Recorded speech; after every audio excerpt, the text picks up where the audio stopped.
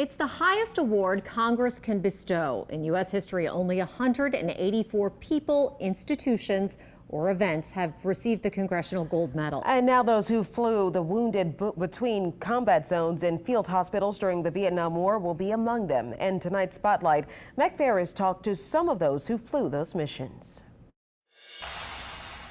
They were called the Dustoff crews, the team of 4 on those helicopter air ambulance units that evacuated the wounded during the Vietnam War. Get them to a hospital as quickly as, it's a golden hour that they talk about.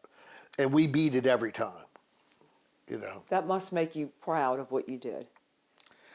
And sad, because the people that didn't make it back. After graduating from St. Aloysius, now Brother Martin, Tran Asperiditis became a medic who flew those missions.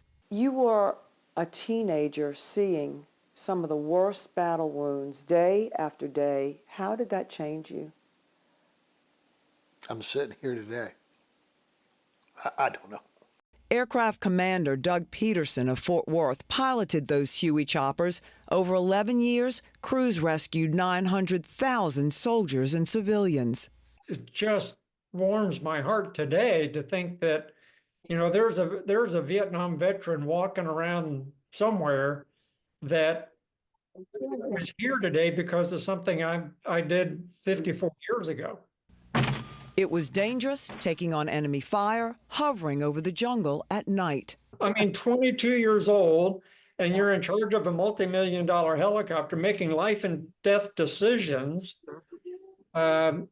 is like crazy. And now, 6 decades later, the heroism of these 2 men and the other 3,400 is finally being recognized. Congress passed the Dustoff crews of the Vietnam War Congressional Gold Medal Act.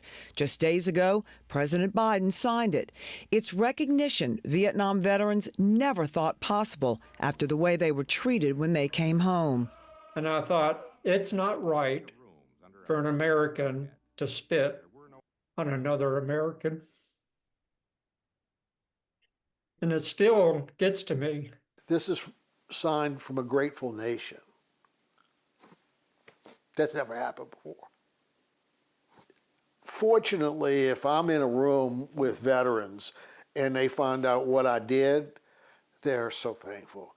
Just last week, Tran got another honor, a Quilt of Valor. These medics just did miracles in the back. You know, they're starting IVs, they're doing clearing airways, and they're giving CPR. And they say they really probably saved millions more because those patients not only came back home to their families, but had families of their own. Meg Ferris, WWL, Louisiana. All of the 3,400 Dustoff crew members, around 800 are still alive. No date is set yet for the official ceremony. And we do have a link on our website to a TED Talk from the commander of this in our story. Thank them for their service. Yes, indeed.